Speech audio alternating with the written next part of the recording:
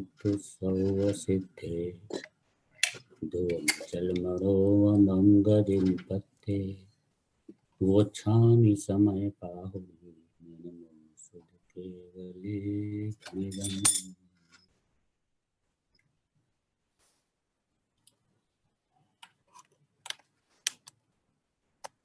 कुंदाचार्य देव द्वारा प्रणीत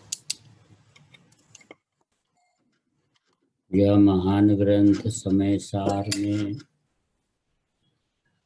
महान गाथा 11 नंबर की, जो कि जैन शासन का प्राण है, उसे यहाँ पर प्रस्तुत कर रहे हैं। इसमें 11 नंबर में क्या प्रश्न उपस्थित होता है कि पहले यह कहा था कि व्यवहार को अंगीकार नहीं करना, व्यवहार को अंगीकार नहीं करना चाहिए, किंतु यदि वह परमार्थ को कहने वाला है तो ऐसे व्यवहार को क्यों अंगीकार न किया जाए। व्यवहार परमार्थ को बताता है, व्यवहार प्रतिपादक है, निश्चय प्रतिपाद्य है। जो इतनी मेहनत करता है कि उसे निश्चय का स्वरूप, परमार्थ का स्वरूप बता देता है, उसे ही तो व्यवहार कहते हैं। तो फिर ऐसे व्यवहार को आप यहाँ पर अंगीकार करने के लिए निषेध क्यों करते हो। व्यवहार अंगीकार नहीं करना, ये प्रश्न है, बहुत सटीक प्रश्न है कि जिसकी उपयोगिता भी समझ में आ रही है और फिर उसे आप अनुपयोगी कह रहे हो। मार्ग दिखाएगा और फिर मार्ग दिखाएगा और वो दिखाने वाले को ही आप कह रहे हो कि भाग जा, मुझे तो ये जरूरत नहीं है, और मार्ग पे दौड़ने लग जाओगे। यही प्रश्न है 11वीं गाथा का। तो और इस प्रश्न का उत्तर देते हैं कुंदाचार्य देव। कितना महत्वपूर्ण प्रश्न का महत्वपूर्ण उत्तर दिया जाएगा।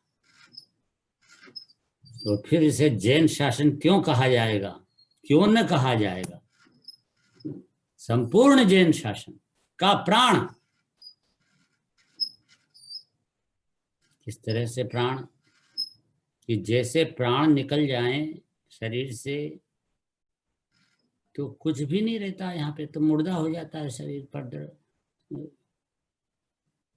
बस इसी तरह से सारे जिनागम में से ये 11वीं गाथा का जो भाव है वो निकल जाए तो निष्प्राण हो जाएगा। हर गाथा में, जैन धर्म के हर क्रिया में ये साथ में 11वीं गाथा चलती है। 11वीं गाथा चलती ही है, इसलिए इसे प्राण कहा है। और वो अपन यहाँ पर सिद्ध करेंगे। ये 11वीं गाथा हर जगह चलती है कि नहीं चलती है। कोई भी ग्रंथ पढ़ो, सब में प्राण रूप से, जैसे प्राण बैठा रहता अलग अलग, वो जीवंत रखता है, जैसे ये प्राण रूप से ये गाथा। व्यवहारो भूदत्थो देशिदो दुसुद्धरणो भूदत्थमस्सिदो खलु सम्मादिट्ठी हवदी जीवो। व्यवहार नय अभूतार्थ दर्शित शुद्ध नय भूतार्थ है। भूतार्थ आश्रित आत्मा सद दृष्टि निश्चय होय है। गाथार्थ, व्यवहार नय अभूतार्थ है और शुद्ध नय भूतार्थ है। यहाँ पर अभूतार्थ मतलब अविद्यमान लेना। व्यवहार नय अविद्यमान है और शुद्ध नय भूतार्थ है, शुद्ध नय विद्यमान है। ऐसा ऋषिश्वरों ने बताया। जो जीव भूतार्थ का आश्रय लेता है वह जीव निश्चय से वास्तव में सम्यक दृष्टि है। बस उस भूतार्थ का आश्रय करने से जो विद्यमान तत्व है उसका आश्रय करने से सम्यक दृष्टि होता है। सदृष्टि निश्चय होए है, बात मतलब गारंटी है। निश्चय हो लिखा ना यार, सदृष्टि निश्चय हो है, सम्यक दर्शन निश्चित प्राप्त होगा।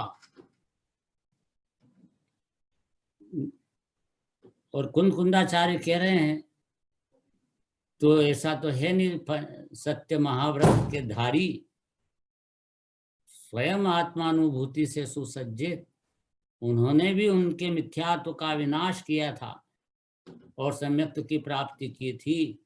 तो वो प्रयोग में जो लाए थे वही बात यहाँ पर सामने सारे जगत को उजागर कर दी कि देखो तुम्हें भी सम्यक दर्शन करना है तो तुम्हें भूतार्थ का आश्रय करना चाहिए और अभूतार्थ का आश्रय छोड़ना चाहिए।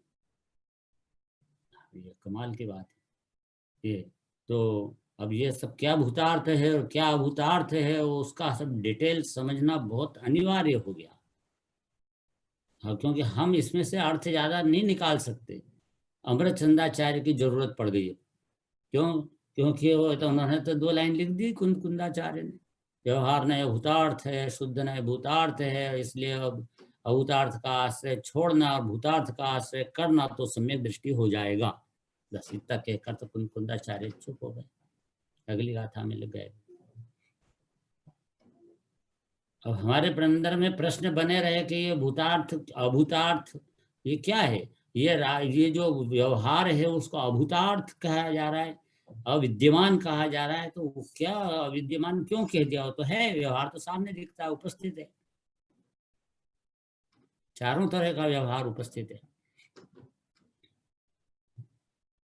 चाहे वो उपचरित असद्भूत व्यवहार न हो, अनुपचरित असद्भूत व्यवहार न हो, या उपचरित सद्भूत व्यवहार न हो, अनुपचरित सद्भूत व्यवहार न हो, चारों व्यवहार तो उपस्थित है, सामने दिखता है। देखो भगवान की पूजा करते हैं तो ये राग उत्पन्न हुआ, तो ये राग व्यवहार है, वो है ना, समझ आए ना। यानी उपचरित सद्भूत व्यवहार न से राग आत्मा का है, राग आत्मा में है, मेरी पर्याय में है, राग विद्यमान है ना। पर क्या कहा गया? सद्भूत व्यवहार ने से, अपनी सत्ता के अंदर है, मतलब अपनी पर्याय में है राग, राग है, स्वीकार कर लिया है, व्यवहार ने से स्वीकार किया, सद्भूत कहकर तो सत्ता में। और राग है तो है। अब इसे आप अभूतार्थ क्यों कहते हो? अभूतार्थ क्यों कह रहे हो आप? तो यहाँ वो कह रहे हैं वो सब कि वो द्रव्य दृष्टि से, द्रव्यों में जिस द्रव्य का हमें आश्रय लेना है, शुद्ध आत्मा, उस शुद्धात्म द्रव्य को भूतार्थ कहा के, तो वो तो विद्यमान है। और उस विद्यमान उस तत्व में, शुद्धात्मा में ये राग नहीं है, राग बाहर है, अंदर शुद्धात्मा में नहीं है तो सही राग, राग में राग है, राग की सत्ता है राग में, अर्थात व्यवहार नए का जो विषय है वो भी भूतार्थ हो गया। फिर सत्ता है तो क्या नहीं, भूतार्थ इसलिए नहीं हुआ कि तेरी जो सत्ता है, शुद्ध सत्ता भगवान आत्मा, उसमें राग नहीं है, वो इसलिए वो अभूतार्थ का, अविद्यमान का, अविद्यमान है ही नहीं। ये भी चमत्कार की बात, चमत्कार की बात है। रात्रि को ज्ञाता ने लिया था ना ये चमत्कार, ज्ञान का चमत्कार।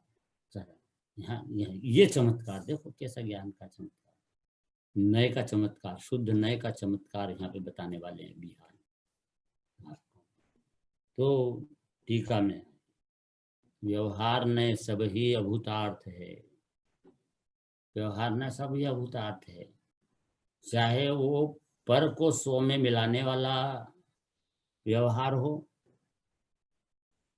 क्योंकि व्यवहार में क्या होता है, किसी द्रव्य को किसी द्रव्य में मिलाकर निरूपण करता है। जैसे शरीर को आत्मा में मिला करके, मेरा शरीर है, मेरी 5 इंद्रियां हैं, मैं पंचेंद्रिय जीव हूं। पंचेंद्रियां तो पुद्गल है, वो जीव कैसे हो सकता है? जीव तो रूपी ज्ञान स्वरूपी है। और हमने ये जो शरीर परद्रव्य पुद्गल होने पर भी इस शरीर को जीव के साथ जोड़ करके और ये बोला कि मैं पंचेंद्रिय हूं, मैं मतलब तुम्हें तो जीव, और पंचेंद्री, पंचेंद्री तो पुद्गल, तो पुद्गल को जीव में मिलाकर निरूपण किया, मैं पंचेंद्री हूँ। शास्त्र में लिखा एक इंद्रिय जीव, दो इंद्रिय जीव, तीन इंद्रिय जीव, चार इंद्रिय जीव, पंचेंद्रिय जीव, सैनिक जीव, असैनिक जीव, सब लिखा कि नहीं लिखा? जातियां बताई कि नहीं बताई इंद्रियों से? और त्रस स्थावर के भेद किए कि नहीं किए? ये सब तो त्रस स्थावर, ये सब जो तो दो द्रव्य मिला पुद्गल त्रस, दो इंद्रिय से पांच इंद्रिय तक के जीव त्रस। अब ये त्रस जीव, और अभी इनको तो शरीर को त्रस, त्रसपना कहाँ है? पांच इंद्रियां कहाँ है? पुद्गल की है, खून हड्डी मांस की बनी हुई। खून हड्डी मांस तो पुद्गल ही है, जानने देखने वाला जीव है क्या वो पुद्गल शरीर? नहीं है। तब फिर भी हम उसको मिला करके और कह रहे हैं कि ये मैं त्रस जीव हूं, तो मिलावट हो रही दो द्रव्यों की। जहां मिलावट का कथन आवे तो समझ लेना कि व्यवहार नय का कथन है, व्यवहार नय का कथन है। और वो अभूत अर्थ को प्रस्तुत करता है। वो कैसा कहता है? व्यवहार नय अभूतार्थ है, इसलिए वो अविद्यमान का, सत्य का, भूत अर्थ का को प्रकट करता है। अभूत अर्थ प्रकट करता है मतलब ऐसा है नहीं कि शरीर आत्मा में हो गया है। व्यवहार ने कहा कि शरीर आत्मा का है, लेकिन निश्चय नहीं कहता है कि नहीं शरीर आत्मा का नहीं है, शरीर तो पुद्गल का है। आत्मा का तो भगवान आत्मा है। 27-28 गाथाएं आती है इसमें समय सार जी में। व्यवहार नयो, हाँ, भाषदी का, भाषदी अर्थात कहता है व्यवहार नहीं भाषदी, देहो जीवो एकट्ठो, शरीर और आत्मा इकट्ठा है।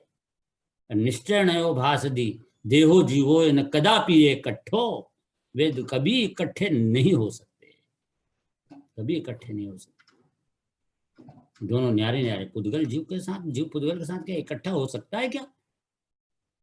कदापि इकट्ठो, कदापि इकट्ठो नहीं है, ये निश्चय नहीं कहता है, यानी भूतार्थ नहीं कहता है, ये यथार्थ बात बताता है। तो यथार्थ सो निश्चय, उपचार सो व्यवहार, और संयोग देखकर, निमित्त देखकर, संयोग का निमित्त का ज्ञान कराता है व्यवहार ने। तुम उसको व्यवहार ने कोई परमार्थ मान लोगे, निमित्त और सहचारी देख करके उपचार से कहने वाली चीज को तुम ये मान लोगे कि सच में एक्चुअल में मैं ऐसा हूं, यथार्थ में ऐसा ही हूं, तो तुम मिथ्या दृष्टि हो जाओगे। क्योंकि यथार्थ में तो तुम भगवान आत्मा हो, तुम ये हो ही नहीं। तो पर ये तो उपचरित और सद्भूत व्यवहार नहीं की बात हुई कि गाड़ी मेरी, मोटर गाड़ी मेरी है, और मकान मेरा है, और स्त्री पुत्रादिक मेरे हैं, ये भी सब कर्म के उदय हैं। बोलेंगे ये गृहस्थी है, तो गृहस्थी, जीव गृहस्थी होता है क्या? जीव आत्मस्थ है कि गृहस्थ है? गृहस्थ मतलब ग्रह में रहने वाला, और आत्मस्थ मतलब आत्मा में रहने वाला। तो हम आत्मा में रहने वाले हैं कि घर में रहने वाले हैं? आत्मा तो आत्मा में बैठा हुआ रहेगा ना अंदर में, रूपी स्वरूप जो मेरा है उसी में मैं मेरा बैठा हूँ। कि ये इसमें घर में मैं घर में बन गया हूँ, कहीं ईंट चूना पत्थर बन गया हूँ मैं, जो मैं घर में हूँ? ईंट, घर में तो ईंट चूना पत्थर है, घर में मैं हूँ क्या? मैं तो आत्मा में हूँ, लेकिन मैं हमको ये गृहस्थी, गृहस्थ में हूँ। ये उपचरित सद्भूत व्यवहार में कहा जा सकता है, बोला ही गया। गृहस्थ सागार धर्मामृत, अनगार अनगार धर्मामृत, पंडित आशाधर जी ने लिखा। तो फिर धर्मामृत, सागार धर्मामृत मतलब गृहस्थियों का धर्म अमृत, सागार सगृहस्थ, अनगार मतलब अगृहस्थ मतलब मुनि, मुनि का स्वरूप बताया, और सागार धर्मामृत में गृहस्थियों के लिए बताया। तो गृहस्थ शब्द बोला ना जिनवाणी में कि तुम गृहस्थी हो भाई, तुम गृहस्थी में कैसा धर्म पालना चाहिए वो तुम सोचो समझो। तो ये गृहस्थी हो, तो हम गृहस्थी हैं कि हम आत्मस्थ हैं? आत्मा क्या गृहस्थी में आ सकता है? गृहस्थी आत्मा की हो सकती है ना? ये उपचरित सद्भूत व्यवहार में से हम बोलते हैं, उपचरित सद्भूत व्यवहार में सत्ता से बाहर की चीजों को, घर को, मकान को, स्त्री पुत्र आदि को, सबको, घर अपने आत्मा से बाहर होने पर भी हम उसको ये बोलते हैं कि ये हमारा है, साथ में है, तुम गृहस्थी हो। ये सब व्यवहार नहीं का कथन है, मिलावटी कथन है। निश्चय नहीं कहता है कि नहीं तुम किसी के साथ नहीं मिले हो, तुम अकेले भगवान आत्मा हो, अरूपी ज्ञान स्वरूपी। देखो उस व्यवहार को कह जाए ना, व्यवहार ने सब ही अभूतार्थ है। ये तो उपचरित को बताया हमने। और वो भी सत्ता असद्भूत, असद्भूत मतलब सत्ता से बाहर, और उपचरित मतलब दूर का। अब अनूपचरित आत्मा के प्रदेश जो हैं, असंख्यात प्रदेश, उसके प्रदेश में एक क्षेत्रावगाह जिस जो है साथ में शरीर और 8 प्रकार के कर्म। ये शरीर और 8 ऐसा भी, चलो ये घर गृहस्थ तो भिन्न ही है बिल्कुल, लेकिन शरीर तो मैं जहाँ आत्मा हूँ वो शरीर और आत्मा तो बिल्कुल मिला हुआ ही है। और शरीर और 8 प्रकार के जो कर्म हैं वो भी मेरे में साथ बंधे हुए हैं अनादिकाल से 8 कर्म बंधे हुए हैं। तो फिर मैं इस प्रकार से मैं इन सब के साथ में जुड़ा हुआ ऐसा एक पदार्थ हूँ। ये उज्जैनवाणी में लिखा है कि तू शरीर है, मनुष्य शरीर, तेरा तो मनुष्य गति में है, इस मनुष्य गति में का जीव है ना, तो मनुष्य शरीर साथ में है ना। मन गति इंद्रिय काय योग वेद कषाय सब लगाना, सब है, मार्गणा है सारी की सारी, समझना चाहिए बिल्कुल। गणना योग का भी थोड़ा वो ज्ञान होना चाहिए। तो उसमें मार्गणाएं सारी के सारी बताया, गुण स्थान मार्गणा स्थान, इन सबसे अपने द्रव्य गुण पर्याय के स्वरूप को समझा जाता है। और समझा करके अपने द्रव्य का, और उसमें ये सब व्यवहार है, मेरे में गुण स्थान है, ये मेरे में मार्गणा स्थान है, ये सब व्यवहार नैसे कथन है भाई। निश्चय नैसे न मेरे में न गुण स्थान है न मार्गणा स्थान, ये निश्चय भूतार्थ से मेरे में गुण स्थान मार्गणा स्थान नहीं है, वो भी सिद्ध करते हैं सारे के सारे। तो और ये तो समय से तो समय सार बहुत ऊंची बात है, जरा ये बहुत हाई लेवल की बात है, इसलिए ऐसा कह दिया होगा कि गुण स्थान मारण स्थान मेरे में नहीं। बृहद्रव्य संग्रह में कहा, बृहद्रव्य संग्रह में नेमिचंद सिद्धांत चक्रवर्ती खुद मूल गाथा में लिख रहे हैं, मग्गण गुण ठाणे हियम, मग्गण गुण ठाणे हियम 14 हवंतितः शुद्धनया विज्ञेया संसारी सौवे शुद्धा हूँ शुद्धनया। शुद्ध नय से सब संसारी जीव भी शुद्ध है, न कि संसारी। अरे क्या बात कर, अरे शुद्ध नय से सौवे शुद्धा हूँ शुद्ध नया, शुद्ध नय से देखने पर समस्त जीव, निगोद का जीव भी हो, निगोद से लेकर के समस्त जीव शुद्ध, संसारी जीव, सारे संसारी की बात चल रही, सारे संसारी जीव सब शुद्ध न से शुद्ध ही विराजमान, शुद्ध विराजमान है। हाँ, अभी हम आपको सब सिद्ध करेंगे, इस विलास से सिद्ध करेंगे। अभी शुद्ध विराजमान, तो शुद्ध विराजमान है, पानी जल इसके अंदर शुद्ध है, ये शुद्ध, ऐसा अंदर भगवान आत्मा शुद्ध है, उसमें कुछ भी मिलावट नहीं है, कुछ भी मिलावट नहीं है। अभी इसमें गाथा में स्वयं आचार्य विहाल्य जल का उदाहरण देने वाले हैं, इसलिए उस उदाहरण पर आपको प्रैक्टिकल करके बताएंगे।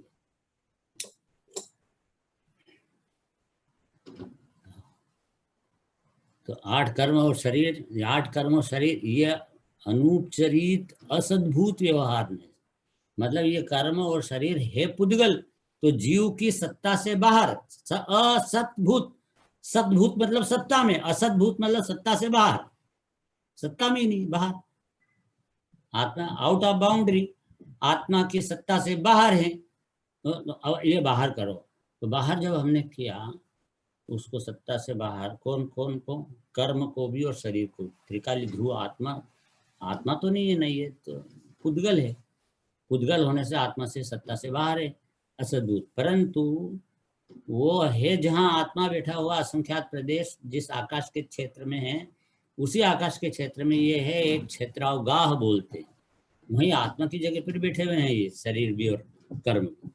तो इसलिए उनको असद्भुत के, असद्भुत तो कई सत्ता से बाहर, पर अनूपचरित कहा। अनूपचरित मतलब नजदीक, घर कुटुंब परिवार बाहर थे, दूर थे, शरीर से भी भिन्न अपने प्रदेश जहाँ है आत्मा के वहाँ से भी बाहर थे कुटुंब परिवार, तो वो तो उपचरित से हमको बोल रहे थे कि हमारे मेरी पत्नी है, मेरा पुत्र है, ऐसा व्यवहार लगाया था उपचरित, दूर की बात को। अब ये नजदीक की चीज को, जो शरीर और कर्म है बिल्कुल नजदीक में, इसको अपने आत्मा के साथ जोड़ करके मैं 8 कर्मों से बंधा हुआ हूँ, मैं शरीर सहित हूँ। ये कथन जो है व्यवहार नय का है, व्यवहार नय में अनूपचरित असद्भूत व्यवहार नय का है। तो ये व्यवहार नय कहता है वो सही नहीं है लिखा, यहाँ के असत्य अभूत अर्थ को प्रदर्शित करता है। व्यवहार ने अभूत बात बताता, सत्य बात नहीं बता रहा है। सत्य बात तो ये है कि तू तो त्रिकाली ध्रुव है, कुंड, ये तो बात तेरे साथ शरीर है और कर्म है, ये ऐसा जो बोला गया है, तो 8 कर्म से बंधा हुआ है, ऐसा जो बोला गया है, व्यवहार ने से बोला गया है। व्यवहार ने लगाया ही क्यों, वो तो कहते ही है, व्यवहार ने को लगाई क्यों, फिर व्यवहार ने की जरूरत ही क्या थी उसको, तो उसकी बस जरूरत इसलिए थी कि उसमें निमित्त का और संयोगों का ज्ञान कराया जाता है। निमित्त का ज्ञान कराए छे बस मात्र, और कुछ नहीं। गुरुदेव क्या कहते हैं, व्यवहार ने क्यों लागू पड़ा, निमित्त नो ज्ञान कराए छे, 8 प्रकार कर्म छे उपस्थित छे, यहाँ ત્યાં छे निमित्त उपस्थिति का ज्ञान कर रहा ना, कि जहाँ संसारी जीव है, जहाँ आत्मा असंख्यात बैठा है, वहीं पर 8 प्रकार के कर्म उपस्थित हैं। सत्ता है वहां कर्मों की, कर्म रूप से सत्ता है, जीव रूप सत्ता नहीं बनी, इसलिए तो असद्भुत डाला जीव की तरफ से उसको। तो ये इसलिए वो है कि स्वीकृति करवा दी गई, और फिर उसको कि वहाँ है, परंतु वह जीव नहीं है, अभूतार्थ है।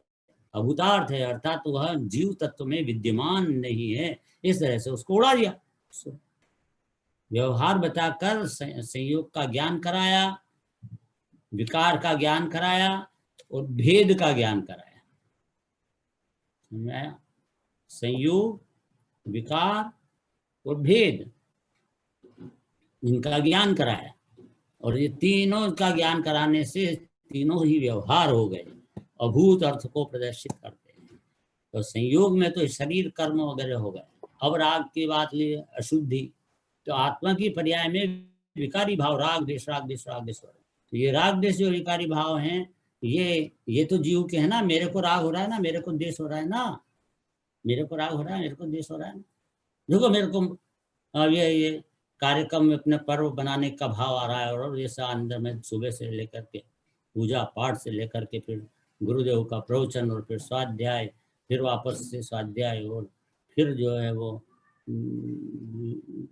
वहाँ पर बाद में दोपहर को भी कार्यक्रम, और रात्रि के भी कार्यक्रम, और सब में मैं अटेंड करके, और बिल्कुल मैं पर्व को आनंद के साथ मनाऊंगा। अरे अनंत काल मेरा पाप में चला गया है, और जिंदगी यूं ही जारी है पाप में, मेरा अगले जन्म में क्या होगा मैं फिक्र कर रहा हूँ। इसलिए मेरे को ये कार्य, ये समय में मैं जितनी कमाई कर लूँ धर्म की, उतना ही धन्य हूँ। जिनवाणी में भी कहा करना चाहिए, तो व्यवहार नहीं से,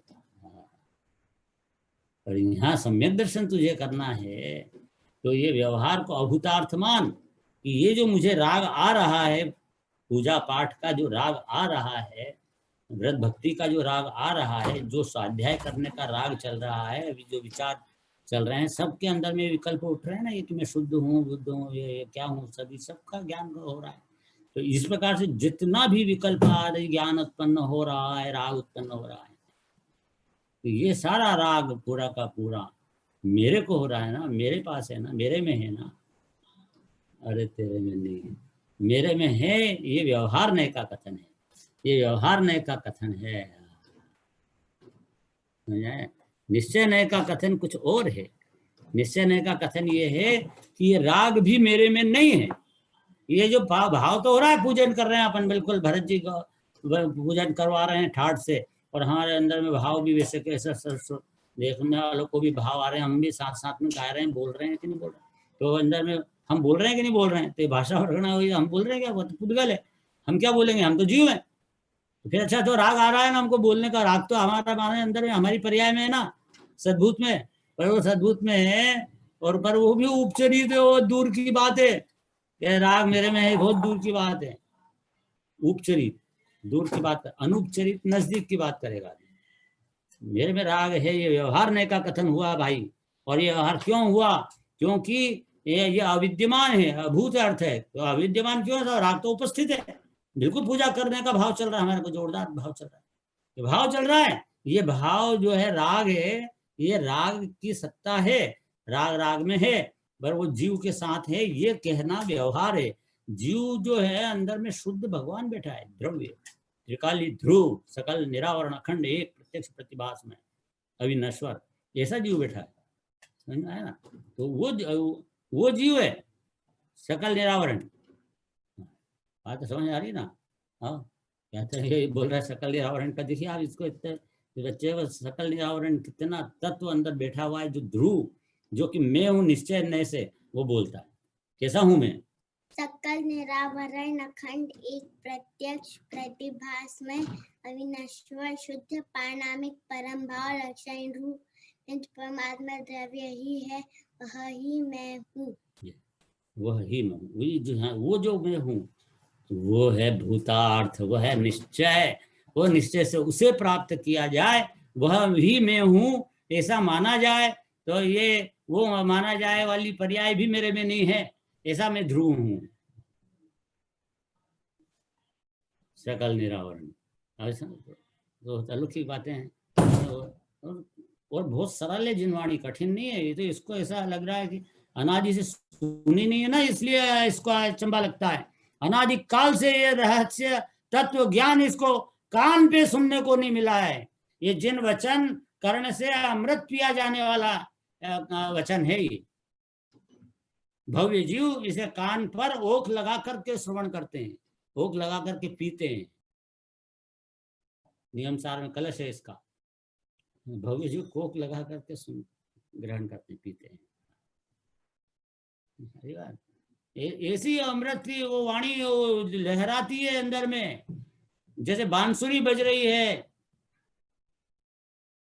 तो आनंद से वो ग्रहण होता है। ऐसे तत्व की बांसुरी है भाई, और ये इससे अंदर में शुद्ध आत्मा के स्वरूप का दिग्दर्शन हो जाता है, और इसकी दृष्टि उस शुद्धात्मा में पहुंचते ही ये सम्यक दृष्टि बन जाता है, और ये बनता ही है। ये इसकी गारंटी लेने वाली ये गाथा कि इस जगह पे दृष्टि पहुंच गई ध्रुव पे तो सम्यक दृष्टि बन जाएगा।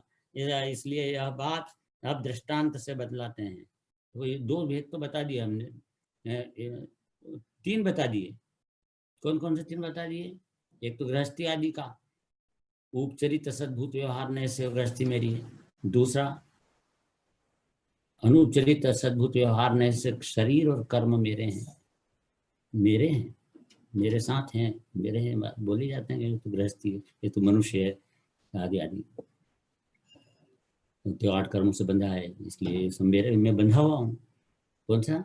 अनुपचरित असद्भूत, सत्ता से बाहर वाले कर्मों को जीव में मिला करके निरूपण किया है। किसी को किसी में मिलाकर निरूपण कर रहा है, इसलिए व्यवहार नहीं हो गया वो, असद्भुत व्यवहार नहीं। नए मतलब ज्ञान की पर्याय में जानने में आता है, जाना रहा है ज्ञान के द्वारा इस प्रकार से। तो ये ज्ञानात्मक नहीं हुआ और शब्द में बोला जा रहा है तो शब्दात्मक वचनात्मक नहीं हो जाता है ना। तो अब ये वाली बात में तीसरा चल रहा अपना कि राग मेरे में है, मेरे अंदर। तो राग तो मेरी पर्याय में, जो कर्म तो पुद्गल थे, लेकिन जो इच्छाएं उत्पन्न होती है खाने पीने की इच्छाएं या अशुभ भाव है, ये ऐसे शुभ भाव जो होते हैं पूजा पाठ आदि के, दया के दान के भाव आते हैं अपने अंदर में, परोपकार के भाव आते हैं, ये सब भाव जो हैं वो शुभ भाव। ये शुभ भाव दोनों, अशुभ राग और शुभ राग, ये राग ये मेरा है। मैंने पाप किया, मैंने शुभ भाव किए, मैंने पूजा का भाव किया, ये ऐसा जो राग है वो मेरा है, ऐसा कहा कौन से नए से कहा? कौन से नए से? तो क्योंकि ये सद्भूत तो है, सत्ता की अपनी सत्ता में आत्मा की पर्याय में विकार है ये राग वाला, अपनी पर्याय में ही विकार है राग मेरे में, लेकिन पर्याय में है ऐसा जो विकार भाव सद्भूत, पर वह उपचरित है, माने दूर की बात है। मेरे राग जो है दूर की बात है, और फिर उसको मेरे अंदर मिला करके निरूपण किया, ये मेरा है। अरे तेरा त्रिकाली ध्रुव भगवान आत्मा है कि ये राग है? तेरी पर्याय में है, तेरा द्रव्य अलग है। द्रव्य का जो स्वरूप है उसमें मैं पना लाने से सम्यक दृष्टि बनता है। पर्याय अपनी होने पर भी मैं उसमें मैं पना करूंगा तो मिथ्या दृष्टि हो जाएगी। पर्याय में पर्याय दृष्टि मिथ्या दृष्टि, दृष्टि अर्थात उसमें श्रद्धा एकत्व करके उसमें मैं पना लाना, उसका नाम दृष्टि। तो पर्याय में मैं पना रखने वाला मिथ्या दृष्टि, द्रव्य दृष्टि सम्यक दृष्टि है। यह हालत तो सिद्धांत बिल्कुल याद रखना चाहिए। सोनगढ़ में हम गए थे जब, वहाँ पर बहुत बात है 40 साल 45 साल पुरानी। तो वहाँ पे तो गुरुदेव जहाँ बैठते थे स्वाध्याय भवन में, वहाँ पे ऊपर ही बड़े बड़े अक्षर में लिखा था द्रव्य दृष्टि सम्यक दृष्टि पर्याय दृष्टि मिथ्या दृष्टि। तो वो पढ़ते हैं हम बड़े बड़े अक्षर में, और लगता है कि यार क्या चीज लिखी है, क्या है, देखो गजब बात है कि फिर क्या अपने को समझ में नहीं आ रही कि क्या बात। फिर वो तो बस थोड़े इस दिन में बैठते सब समझ में आने लगी बात कि द्रव्य दृष्टि, सम्यक दृष्टि, पर्याय दृष्टि, मिथ्या दृष्टि है। ये 11वीं गाथा यही बता रही है। आप द्रव्य में दृष्टि करो, द्रव्य सदृष्टि निश्चय हुए लिखा ना, वो भूतार्थ के आश्रय से सदृष्टि होती है, बने द्रव्य में मेपना करने से निश्चय से सम्यक दर्शन होता है, और पर्याय में मेपना करने से मिथ्या दर्शन होता है। द्रव्य दृष्टि, सम्यक दृष्टि, पर्याय दृष्टि, मिथ्या दृष्टि। पर्याय में मेपना, तो ये राग तो पर्याय है, उसमें मेपना लाएंगे कि मैं हूं, तो मैं अंदर जो चट्टान की तरह अडिग विराजमान हूं, प्रभु सिद्ध सर्वान वस्तु, ऐसा भगवान का भगवान में विराजमान, ऐसा अचल माने पर्वत की तरह अचल, ऐसा ध्रुव, वो सत्ता, वो मैं हूँ एक्चुअल में। तो वो तो छोड़ के नहीं, उत्पाद व्यय, उत्पाद व्यय की पर्याय में मेपना करेगा, और जो पर्याय में मेपना करता है उसके मौत की अनुभूति होती है, प्रतिक्षण मौत की अनुभूति। क्या बात करते हैं, देखो ना, क्योंकि वो पर्याय में मेपना करा इसने कि ये मैं पर्याय हूँ। पर्याय कितनी देर की, एक समय की। जैसे स्थूल बात कर लो कि शरीर में मेपना किया, शरीर कितने देर का, 5-25 बरस का जितनी आयु है, इसको देखते देखते भी खत्म होने वाला है शरीर, तो जाने वाला है, तो देर थोड़ी है। तो कल का दिन देखे नहीं देखे, एक क्षण का विश्वास नहीं कर सकता है, अगले क्षण रहे कि नहीं रहे, खत्म एक समय में। समझ, तो वो वहां पर ये जो एक समय में ये जो पर्याय बदलती है, इन शरीर, इस शरीर के अंदर इसने कर लिया मेपना, और शरीर मरा, तो इसको क्या लगेगा, शरीर नष्ट हुआ, और इसका मेपना कहाँ बैठा हुआ है, शरीर में, और नष्ट हुआ, तो इसको क्या लगेगा कि मैं मरा, मैं मरा, मैं मरा, मैं मरा। इसी तरह अभी बारीक बात पे जाओ थोड़ा सा, ऋजु सूत्र नए से देखो, तो अपने अंदर पर्याय के अंदर में विकार उत्पन्न हो रहा है, राग द्वेष ये अपनी पर्याय में है। अब उस पर्याय का नाशवान है, वो एक एक समय की पर्याय होती है, क्षण क्षण क्षण क्षण में बदलता है ना, राग बदलता है ना, अभी खाने की इच्छा, पीने की इच्छा, फिर मंदिर जाने की इच्छा, पूजा करने की इच्छा, कुछ भी इच्छा हो सकती है, पलटता रहता है, क्षण क्षण क्षण क्षण में पलटता है, तो एक एक समय में बदल रहा है। तो वो इसने कर रखा है मेपना कहाँ पे, उस राग में, पर्याय में मेपना कर रखा है, और पर्याय एक समय की नष्ट होती है, पर्याय, तो इसका मैंपना भी नष्ट होता है, मैं नष्ट होता है मतलब कि मैं मरा, इसको अनुभूति में ऐसा आता है कि मैं मरा, मैं मरा, मैं मरा। इसका नाम कहलाता है भाव मरण। भाव मरण इसी का नाम है, ये इसको उसमें भाव में मैंपना होने से वो भाव मरता है, तो इसको मरण लगता है कि मैं मरा। यूं भाव कर्म या भाव मरण सदियों से करता आया हूं, निज अनुपम गंध नल से प्रभु पर गंध जलाने आया हूं। ये ऊपर ऊपर की बातें सभी। यो भाव कर्म या भाव मरण, भाव कर्म जो रागादि विकारी भाव हो रहे हैं, ये भाव मरण ही हैं। भाव की बात है, दोनों भाव कर्म या भाव मरण दोनों एक ही बात है।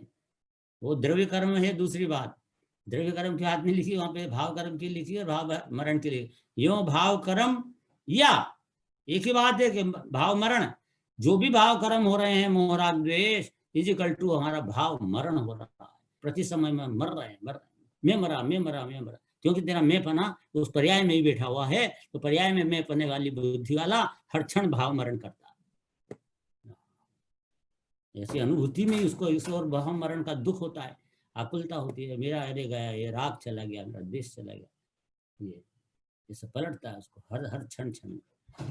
और इसी तरह से हाँ, और इसका अब राग क्यों चला गया, और इसको बहुत राग था अपने पिताजी से, अब बहुत राग था, और राग वो पिताजी मर गए, तो अब वो राग राग तो था ना जो, उसको चोट पड़ी बहुत भयंकर, अरे मेरे पिताजी, तो वो राग, और राग भी पिटाई हो गई उसकी, तो राग भी अब वो धीरे धीरे पिताजी का राग भी चला गया। और अब क्या करेगा, राग खत्म हो गया ना, पिताजी खत्म होने के साथ पिताजी के प्रति जो प्रेम था वो प्रेम खत्म हो गया, खत्म, सत्ता ही नहीं रही तो किस पर करे प्रेम। और फिर जो स्मरण करते रहते हैं वो सब बिल्कुल बहुत नुकसान का बात है, वो सब दोष युक्त है। इसको जीना याद ही नहीं है कि मेरे को कैसे जीना, मेरे को क्या पाप है क्या पुण्य है, कुछ भी इसको विवेक ही नहीं है। किस तरह से मुझे अपने आत्म सत्ता में, अपने अस्तित्व में मैं पना रख करके अनादि अनंत में मैं पना, द्रव्य में मैं पना कर देता, अनादि अनंत में अजर अमर तत्व में जो मैं बना कर देगा, तो फिर वो तो अनंत काल में कभी मरना ही नहीं है, नष्ट ही नहीं होना है। तो इसको मैं अजर अमर हूँ, ऐसी अजराइयाँ अमीराइयाँ इसकी अनुभूति में आने लग जाएगी। और ये झूठी बात जो है कि मेरा है मेरा है, राग मेरा है, ये वाली बात व्यवहार ने से कही थी, तो व्यवहार हे कर दिया गया, छोड़ दिया गया। व्यवहार तो अभूत अर्थ को प्रदर्शित करता है, इसलिए इस प्रकार से व्यवहार को हटा करके और निश्चय को सामने लाया गया। निश्चय मर्दा भूतार्थ वस्तु का आश्रय करो तो तुम सम्यक दृष्टि बन जाओ। इस प्रकार अभूत अर्थ को प्रकट करता है। हाँ, और एक और भेद जो कर लेते हैं अपन, नए 3 नए तो बता ही देते, एक और बता देते हैं अपन, क्यों छोड़ें उसको भी। और दूसरा अब यह रहा एक अंतिम, कि वो जो राग है ना, राग, उसको मैंने कहा कि व्यवहार ने से राग मेरा है, और वो उपचरित सद्भूत व्यवहार ने से मेरा है का। अब हम कहते हैं कि राग मेरा है, अनुपचरित सद्भूत व्यवहार में क्या लागू पड़ेगा? अनुपचरित सद्भूत व्यवहार में नहीं भी बता दो, तो कि वो ऐसा है कि जो राग हुआ ना, वो राग को कौन जानता है? मैं राग करता हूं कि राग को जानता हूं? मैं राग को जानने वाला हूं कि राग करने वाला हूं? मेरे को दूध पीने का राग आया, तो मैं दूध पीने का राग, उस राग में तो दूध है नहीं, कुछ भी नहीं है, और दूध का राग है ही नहीं, वो स्वर ऐसा है उसका कि मैं दूध पीना। ये जो राग है मेल है, सिर्फ आत्मा की पर्याय मलिनता। अब ये राग को मैं राग को, उसको दूध पीने के राग को कर रहा हूँ, या मैं आत्मा हूँ इसमें, जिनेंद्र भगवान की जय हो, ऐसा जो राग आ रहा है, इस राग को मैं कर रहा हूँ कि ये राग अपने आप हो रहा है मोहिनी कर्म के उदय से, मैं तो ज्ञान में झलक रहा है मेरे मैं तो जान रहा हूं। मेरी बात समझ में? मैं राग को जानने वाला हूं कि राग को करने वाला हूं? तो कैसा कहा था ना कि राग मेरा है तो मैं करता हूं, व्यवहार ने इसे कहा था, निश्चय ने इसे बात चल रही है। अब यहाँ नए व्यवहार नए में भी ऊपर का नए देखो, ऐसा तो यहाँ पर उस नए से मैं राग का करता नहीं हूँ, मैं राग का ज्ञाता हूँ, मेरे ज्ञान में झलक रहा है। क्रोध आया तो क्रोध अंदर ज्ञान में झलकता है मेरे अंदर में, न कि मैं क्रोध का करता होता हूँ। यह करता करता समझने बिना तो सम्यक दर्शन होएगा ही नहीं। करता बुद्धि वाला तो बोझे में दब रहा है कि हाय क्या होगा, मेरे को ये करना है, वो करना है, रोटी बनाना है, और बच्चों को पालना पोसना है, और पैसा कमाना है, और ये करना है, और डॉक्टर के यहाँ जाना है, और वकील के यहाँ जाना है, और ये करना है करना है करना है। मैं मर जाता है और कर कुछ नहीं पाता, क्योंकि तू करता है ही नहीं, अकर्ता बैठा हुआ। जो होना है तो निश्चित है, और वो पुद्गल का पुद्गल में होगा, तू क्या करेगा? जीव करेगा पुद्गल के काम, कैसे करेगा? लेकिन ये कर्ता बुद्धि बैठी है इसके अंदर में कि मैं करता हूं। उसी तरह अपनी पर्याय जो उत्पन्न हो रही है वो भी क्रमबद्ध में हो रही है, तो अपनी पर्याय को भी मैं करता हूं, ये व्यवहार में से कहा जाता है। मैं करता नहीं हूं, मैं तो ज्ञाता हूं अपनी भी पर्याय का भी। अपने आप जिस समय पे जो राग होने वाला है वो हो रहा है, मैं राग का कर्ता नहीं हूं। अंदर से ऐसा है, मैं चलो चलो अब मैं ये काम करता हूँ कि अब ये स्वाध्याय कर लेता हूँ 1 घंटे, फिर उसके बाद मैं सो जाऊंगा, है ना। फिर स्वाध्याय करने लगा, राग आया दूसरा कि अपन को थोड़ा बहुत देर हो गई, अब नींद आ रही है, अपन तो ऐसा करो सो जाओ। तो ये राग पलटा, राग पलटा, राग पलटा। ये राग तो इसको ऐसा लगता है कि मैं ही पलट रहा हूँ ये राग। मैंने अभी हाल ये स्वाध्याय का राग कर रहा था, अब ये राग मिटा के अब राग मेरा सोने का राग कर लिया है, नींद लाने का राग कर रहा हूँ। ये जो राग में पलट रहा हूँ, ये इसको ऐसा भ्रम होता है। ये राग पलट नहीं रहा, ये राग ऑटोमेटिक उत्पन्न हो रहा है। तू बिल्कुल भिन्न बेटा ज्ञाता, राग का करने का बोझा उतार दे, नहीं है करता, अकर्ता भगवान आत्मा ही विराजमान है।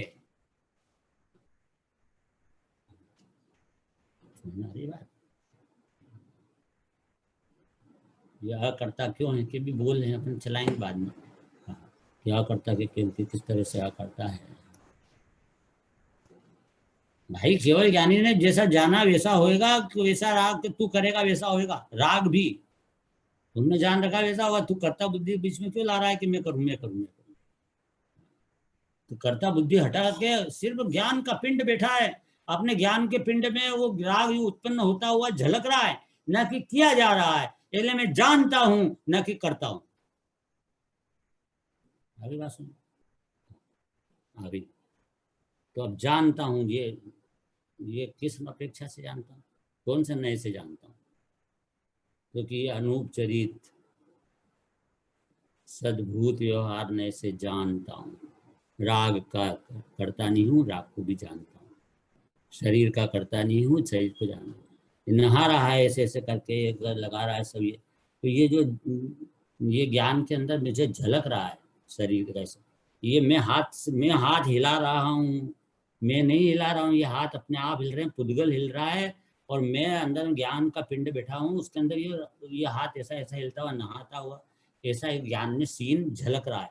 अर्थात ज्ञान के अंदर ऐसा ज्ञान का ज्ञाकार रूप परिणमित हो रहा है। तो ज्ञान अंदर से आ रहा है, ज्ञान भी अंदर से आ रहा है। और नहाने की क्रिया बाहर की जो हो रही है वो अंदर में नहीं जा रही। ज्ञान में वो नहाते हुई क्रिया जैसा आकार अंदर खुद ज्ञान की पर्याय बनाती है, स्वयं बाहर के परिपरिणामन से उसको कोई मतलब नहीं। उद्गल हाथ हिल रहा है, उसको हिलता हुआ दिख रहा है। तो ये दिख रहा है वो अंदर ज्ञान की पर्याय ने दिखता हुआ ज्ञाकार ऐसा बनाया। वो ज्ञान ही है कोरा टोटल, उसमें ये हाथ है ही नहीं। बहुत गलो अलौकिक बातें बहुत आपको तो सरलता से एकदम फाइनल मक्खन मक्खन एकदम मिल रहा है, इस तरह से मिल रही है। ये भारी बहुत इसके सारे बैकग्राउंड बहुत बड़े बड़े होते हैं कि जिसको समझने के लिए जब जाकर के ये बातें समझ में आती है। लेकिन अपन सरलता से आपको बता रहे हैं बिल्कुल। ये मैं जानता हूँ हाँ। क्योंकि ना टाइम कहाँ तक इसके पास है। ये 10 दिन अभी बीत जाने वाले हैं, फट फट फट। लो, दूसरा दिन तो आ गया, एक दिन तो गया भी सही। क्या देर लगती है। तो इसलिए जितना ग्रहण कर सके प्रभु उतना ग्रहण करके अपने को सत पथ में इस वस्तु के स्वरूप के अनुसार अपने परिणमन में स्वरूप को अनुभव करो। वस्तु स्वरूप के अनुसार उस अपने परिणमन में स्वरूप अनुभव करो, स्वरूप अनुसार करो।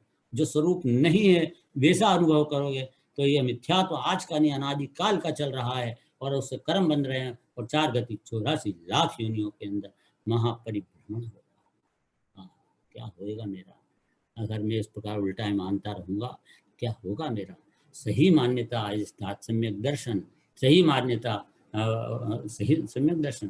तो सम्यक सही मान्यता ये है कि मैं के संबंध में तो मान्यता सुधार। मैं कौन हूँ, कहीं घोटाला हो रहा है तेरे। मैं हूँ कहीं घोटाला हो रहा है कि मैं शरीर हूँ कि आत्मा हूँ। अपनी सत्ता के बारे में, अपने अस्तित्व के बारे में ही घोटाला है कि वो तो नहीं जान रहा। तो पहले ही अपने अस्तित्व को तो पहचानो, अपने को पहचानिए। कौन हूं मैं, तो शुद्ध निश्चय नय से, भूतार्थ नय से। शुद्ध नय नाम दिया उसको शॉर्टकट में, शुद्ध नय से। क्या शॉर्टकट के बोला, इस नय का नाम यहाँ लिखा ना, शुद्ध नय भूतार्थ है। शुद्ध नय ही दूसरी लाइन, टीका की दूसरी लाइन, शुद्ध नय एक ही भूतार्थ होने से विद्यमान सत्य अर्थ भूत अर्थ को प्रकट करता है। तो अब वो 3-4 आएगा, आखिरी वाला कौन सा आया, ज्ञान। ज्ञान तो करता हूँ मैं, जानता हूँ। पर ये जानने का, ज्ञान करता हूँ, ज्ञान हो रहा है मेरे में, ये ज्ञान भी भेद है। समझा ना, भेद है, वस्तु का एक अंश है। और अंश को आप पूरा मान रहे हो कि मैं जान रहा हूँ। तो जान या मेरे में ज्ञान है, दर्शन है, चारित्र्य गुण, ज्ञान गुण। ज्ञान की पर्याय में जानना भी ले और ज्ञान गुण भी ले। ये मैं ज्ञान गुण वाला हूँ। ये सब भेद, जितने भी भेद पड़ेंगे वस्तु के अंशों को, है ना, जानने का अंश हो कि गुण भेद वाला अंश हो। ये जो गुण भेद वाले जो अंश है, मेरे में ज्ञान है, मेरे में दर्शन, चारित्र है, मेरे में सुख है, मेरे में प्रभुता है, मेरे में विभुता है। तो ये जो गुण है ये भेद है। वस्तु के अंदर एक भेद है, वस्तु में गुण है कि नहीं, ये गुण तो हैं, पर ये गुण भेद हैं, उन गुणों के भेद, वो तो वस्तु के अंदर ये गुण भेद होकर रहे हैं कि अभेद हैं वस्तु के अंदर, वस्तु अभेद है, तो वस्तु का अभेद, तो उसमें जो गुण भेद पर जो दृष्टि लगाता है एक अंश पे, और उसको ही पूरा आत्मा बोल रहा है कि मेरे ज्ञान हूँ, ज्ञान है, ये आत्मा है, तो ये व्यवहार नहीं हो जाता। भेद को देखने से विकल्प खड़े होते हैं। भेद है वो अंश है, अंश है वो पूरा अंश ही नहीं है, पूरा द्रव्य नहीं है। मैं पूरा द्रव्य हूं कि मैं अंश हूं, उसका एक गुण भेद हूं, गुण भेद हूं मैं कि पूरी वस्तु हूं, अखंड पिंड हूं, उसके अंदर अनंत गुणों भरे पड़े वो हूं कि इसके अंदर एक ज्ञान है, दर्शन है, ऐसे एक भेद हूं। कई सारे अनंत गुण लगा देंगे तो फिर, क्योंकि अनंत गुण हुए मेरे में, पर अनंत गुण में भी अनंत गुण की भेद देखा, ये भेद वस्तु का स्वरूप, अभेद वस्तु का स्वरूप में जो भेद हैं, पर वो भेद व्यवहार नहीं से है, निश्चय नहीं से भेद नहीं है, निश्चय नहीं से वस्तु अभेद। कौन सा व्यवहार बनेगा वो गुण भेद वाला, तो क्या वो बनेगा वही वाला चौथा वाला, वो सद्भूत व्यवहार ने, अनूपचरित सद्भूत व्यवहार ने से मेरे में ज्ञान दर्शन चारित्र हैं। लेकिन ये यहाँ कह रहे हैं कि वो अभूत अर्थ को प्रदर्शित करता है, हर व्यवहार है ना। टीका का पहली लाइन देखो, सबसे पहले अक्षर, व्यवहार ने सब ही अभूतार्थ है, तो सब लगाया ना, सब जितने प्रकार का व्यवहार, तो चारों प्रकार का व्यवहार, चार ही प्रकार का होता है, चारों प्रकार का व्यवहार अभूत है, अर्थात गुण भेद ये मेरे में है, ऐसा गुण भेद अभूत है। अभूत है मतलब अविद्यमान है, असत्यार्थ है, भेद मेरे में विद्यमान नहीं है, मैं तो अभेद हूं, अभेद हूं, अभेद हूं। इसको भी समझ लेते हैं, जैसे कि एक आम है, आम एक वस्तु है, तो अभेद है आम, अभेद का नाम आम है। अब भेद करो उसमें, भेद से देखो, गुठली, छिलका, रस, ये सब भेद हैं। उस आम के अंदर अंश है ना, अलग गुठली का अंश अलग है, गुठली है, छिलका है, रस है, ये सब अलग अलग अंश हैं। किसके अंश हैं? आम के अंश, आम के भेद, ये अंश मतलब भेद, तो ये आम के भेद हो गए, गुठली, छिलका, रस। अच्छा, अब हम कह रहे हैं कि एक्चुअल में निश्चय से आम कैसा है कि गुठली है उसमें, गुठली, तो भाई तू भेद देखेगा तो तेरे को गुठली दिखेगी, आम नहीं दिखेगा, आम दृष्टि में नहीं आएगा। आम अभेद का नाम आम, गुठली, छिलका, रस सबका अभेद पिंड, वो उसका नाम आम है, अभेद का नाम आम। तो वस्तु अभेद है कि भेद है कि ना, गुठली भी है, छिलका भी है, पर वो भेद तो भेद व्यवहार ने से समझाने के लिए अलग अलग उसका अस्तित्व बनता है अंदर, तो हमको ज्ञान में भेदे भेद छे, आत्मा में ज्ञान दर्शन आदि के जो गुण हैं वो भेदे भेद छे, माना उपयोग से हम भेद करते हैं कि इसमें ज्ञान है, वो सुख नहीं है, सुख है वो चारित्र नहीं, चारित्र गुण अलग है, सुख गुण अलग है, ज्ञान गुण का स्वरूप ये है, तो इस प्रकार से हम भेद करते हैं, ज्ञान में अलग छांटते हैं। वस्तु के अंदर तो वो सब एक साथ है होने से अभेद, प्रदेश भेद तो है नहीं इसमें, गुणों में अभेद है, तो अभेद होने से तो आम अभेद है भाई। तुम भेद का अवलंबन लोगे तो तुम्हें छिलका मिलेगा, छिलका, गुठली मिलेगी, आम नहीं मिलेगा। क्योंकि तो आपने बताया था पहले कि गुठली है, छिलका है, पर अपने व्यवहार ने इसे बताया था समझाने के लिए आम को कि उसके से ऐसा गुठली होती है, ऐसी छिलका होता है, ऐसा रस, ऐसा समझाने के लिए बताया था तुमको। तुमने उस छिलके को ही तुमने आम मान लिया, तो अब जो छिलका तुम पकड़ते जा रहे हो, कह रहे हो कि आम है, आम है, आम है, आम, कहाँ से आम है? तो क्या करूँ, क्या अभेद का ये छिलका अभूतार्थ है, ये आम नहीं है, अभूत है, असत्यार्थ है, अविद्यमान है। अरे आप छिलका है कि नहीं है? विद्यमान, अरे विद्यमान होगा, व्यवहार नहीं से विद्यमान कहा उसको, अरे वास्तव में निश्चय नहीं से देखेगा तो अविद्यमान है। क्यों? क्योंकि वस्तु तो अभेद है, आम है पूरा, आम को देखेगा तो ही तो पूरी वस्तु को प्रकट पाएगा। ऐसे यहाँ पे अपने आत्मा को, पूरा अखंड पिंड को, चैतन्य को देखेगा तो ही तो पूरी वस्तु को पकड़ पाएगा। उसमें गुण भेद करेगा, पर्याय भेद करेगा, और विकार के भेद करेगा, और पर शरीर आदि को सबको साथ में जोड़ेगा, तो तू ये तेरा त्रिकाली ध्रुव भगवान आत्मा आए, सा चैतन्य अखंड अभेद आत्मा, उसको नहीं देख पाएगा, उसका अनुभव नहीं कर पाएगा, उसके अस्तित्व को भूल जाएगा। इजिकल टू मिथ्या दृष्टि माना जाएगा। अनादिकाल से मैं शरीर हूँ मान रहा है। अरे प्रभु, अब तो मान ले कि मैं आत्मा हूँ, आत्मा हूँ। आज तो मान ले, अपना जीवन पलट दे, परिवर्तन कर दे, पर्याय में चेंज। मैं भगवान आत्मा हूँ, शरीर में नहीं हूँ। इतने में तो सम्यक दृष्टि हो रहा है, अनंत काल सुधर रहा है। भगवान बनने वाले जो ये मानने वाले हैं वही भगवान बनने वाले हैं। सम्यक दृष्टि तो भगवान बनता है, मिथ्या दृष्टि तो कभी भगवान बनता ही नहीं, वो तो निगोद में जाता है। उल्टी मान्यता वाला तो निगोद की तरफ गामी है, वो निगोदगामी है। वो संसार मार्गी इजिकल टू निगोदगामी। और मैं मोक्ष मार्गी हूँ, मोक्ष का अनुगामी हूँ। तो इसके लिए कैसे हूँ अनुगामी? मोक्ष है ना मेरे। अरे ये तो व्यवहार नहीं से कहा, तो द्रव्य है पूरा, अभिहाली मोक्ष की खजान है, अभेद अखंड चिदानंद चैतन्य पिंड है। इस प्रकार से समझना चाहिए।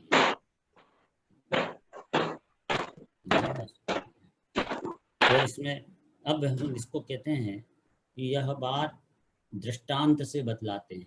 अब दृष्टांत लगाते हैं कि जैसे प्रबल कीचड़ के मिलने से जिसका सहज एक निर्मल भाव तिरोभूत हो गया है, ऐसे जल का अनुभव करने वाले पुरुष जल और कीचड़ का विवेक न करने वाले, दोनों के भेद को न समझने वाले, बहुत से तो जल को मलिन ही अनुभव करते हैं।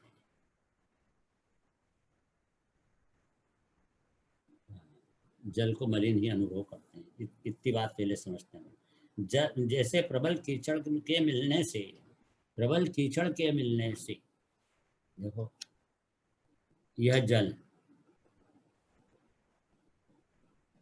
करना रहा है जल,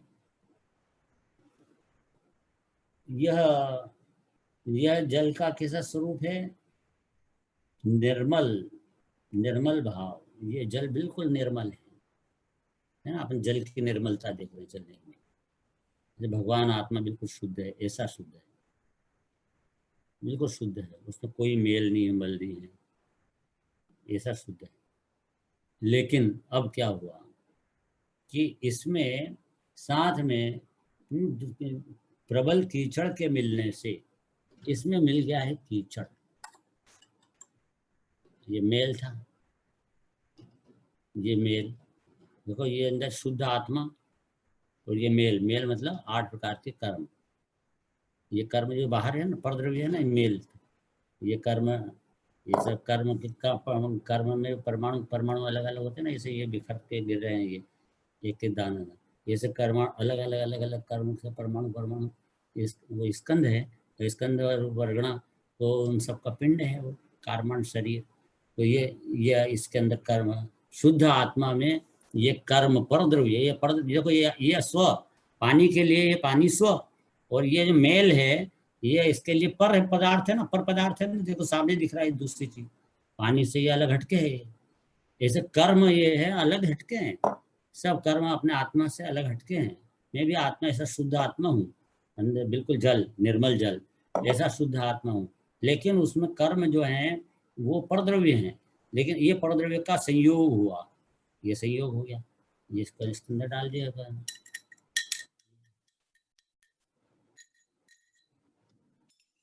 ये संयोग हो गया इसका।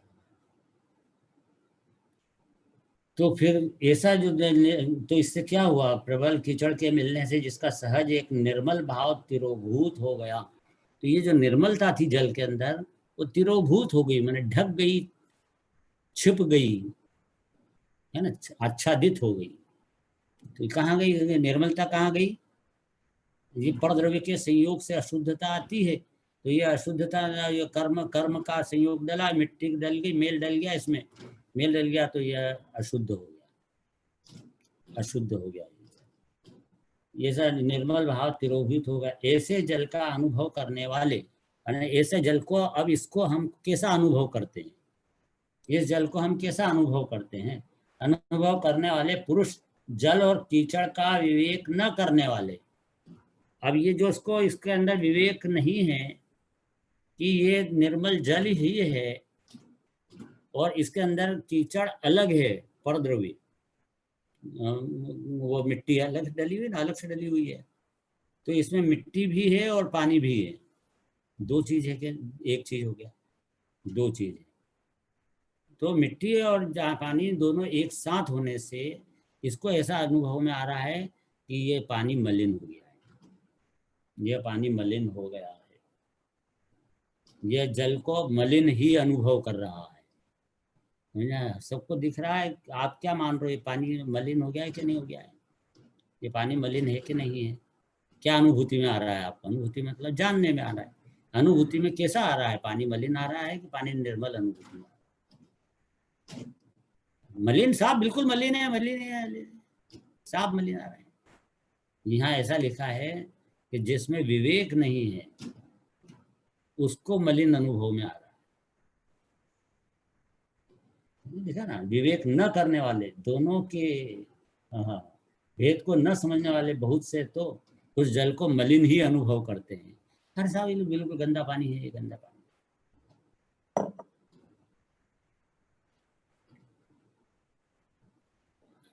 इसके अंदर एक बात और समझानी है साथ कि इसमें जल में ये परद्रव्य कर्म जल ये आत्मा शुद्ध है, जैसे शुद्ध पानी था, बिल्कुल ऐसा ऐसा आत्मा शुद्ध है, पानी जैसे शुद्ध था, और ये मलिन है। ये शुद्ध और ये मलिन, दो दो दिख रहे हैं, बिल्कुल शुद्ध और मलिन। ये शुद्ध और मलिन, ये इसके अंदर में भी जैसा शुद्ध बैठा हुआ है इस पानी में, मलिन पानी में ये शुद्ध पानी है, अंदर शुद्ध ही पानी है, ऐसा कैसी शुद्धि विराजमान है। अभी हाल बता देंगे कि कैसे कैसे विराजमान। अब ये इसके अंदर जब मेल डल गया, मलिनता डल गई, तो मलिनता डलने से क्या हुआ नुकसान इसमें कि इसकी जो पानी की जो पर्याय है, देखो ये जल है द्रव्य, उसके अंदर ये जो निर्मलता दिख रही है ना, बिल्कुल साफ साफ, ये इसकी पर्याय है, निर्मल भाव से परिणमित हो रहा है जल। सिद्ध भगवान हो गया है, निर्मल जल, बिल्कुल उसमें कोई मलिनता नहीं है पदार्थ में, जीव, इसकी पर्याय भी निर्मल है। लेकिन जब ये कीचड़ आया इसके अंदर में, कीचड़ शब्द दिया ना इसमें, इसलिए प्रबल कीचड़ के मिलने से कीचड़ मिल गया इसमें। ये कीचड़ मिल जाने से इसके अंदर जो मलिनता आई, तो वो कहाँ आई मलिनता? कीचड़ तो परद्रव्य है, और मलिनता तो इसकी पर्याय तो मलिन हो गई ना, ये पर्याय निर्मल, और इसकी पर्याय मतलब दशा, वर्तमान हालत, स्थिति, इसकी वर्तमान में स्थिति निर्मल है, द्रव्य भी निर्मल है, पर्याय भी निर्मल है। लेकिन इसकी द्रव्य निर्मल है, लेकिन पर्याय में तो मलिनता हो गई ना, ये पर्याय में मलिनता आ गई, मैंने इसकी स्थिति खराब हो गई ना, स्थिति वर्तमान दशा में तो ये अभी हाल मलिन हो गया है।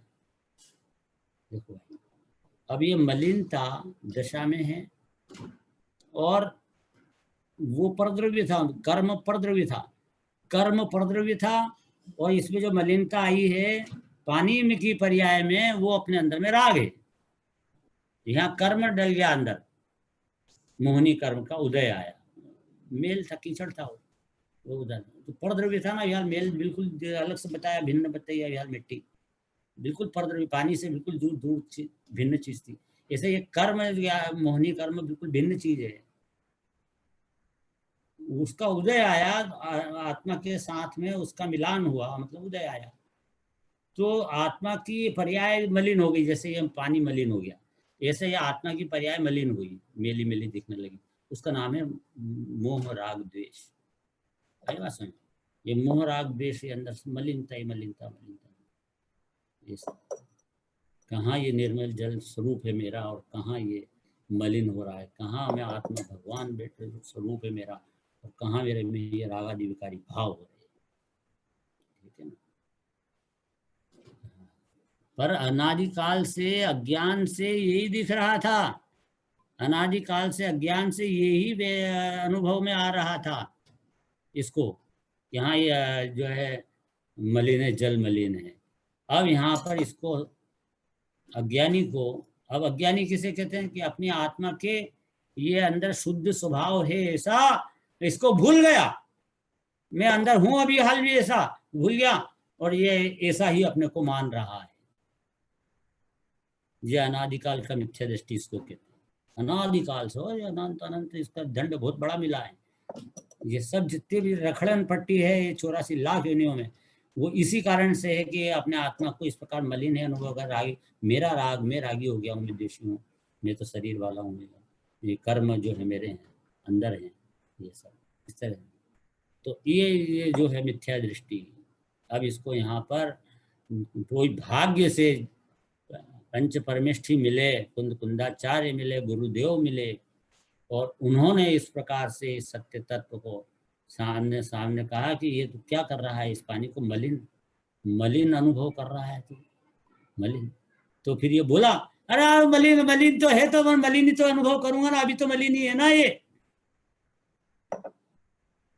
तो कि नहीं, मलिन अविवेक से तुझे मलिन दिख रहा है, अविवेक लगाओ, विवेक लगाओ। तो आगे विवेक की बात करते हैं। किंतु कितने ही अपने हाथ से डाले हुए कतक फल को पढ़ने मात्र से उत्पन्न जल कादव की विवेकता से अपने पुरुषार्थ द्वारा आविर्भूत किए गए सहज एक निर्मल भावपने से उस जल को निर्मल ही अनुभव करते हैं। अब इसको ये कह रहे हैं कि इस जल के अंदर निर्मल जल है, उसकी अनुभूति कर, निर्मल जल की अनुभूति कर। तो कैसे करूं इसकी निर्मल अनुभूति में? तो क्या करना पड़ेगी? ऐसे करो आप निर्मल अनुभूति कि इसमें कतक फल डालो, पानी के अंदर कतक फल डालो। तो ये पानी के अंदर इसमें ये ऐसे ये कतक फल डाला, इसको कहते हैं फिटकरी, अपनी भाषा में क्या बोलते हैं, फिटकरी। ये फिटकरी डाली, तो देखो ये पानी शुद्ध होने लग गया एकदम, है ना पानी। तो ये फिटकरी डालने से यह सब मेल नीचे बैठने लगा, नीचे बैठने लगा, नीचे बैठने लगा। देखो कितना निर्मल होने लगा, कितना निर्मल हो रहा है, निर्मल प्रति समय मतलब निर्मल होता जा रहा है, ये मेल नीचे बैठते जा रहा है ना, ये वाइन निर्मल। तो ये कतक फल, जैसे उसने कतक फल डाला, तो कतक फल के है उत्पन्न जल कादव की विवेकता से अपने हाथ से कतक फल पड़ने मात्र से, मतलब फिटकरी डालने मात्र से क्या हुआ, फर्क पड़ा उत्पन्न जल कादव की विवेकता से।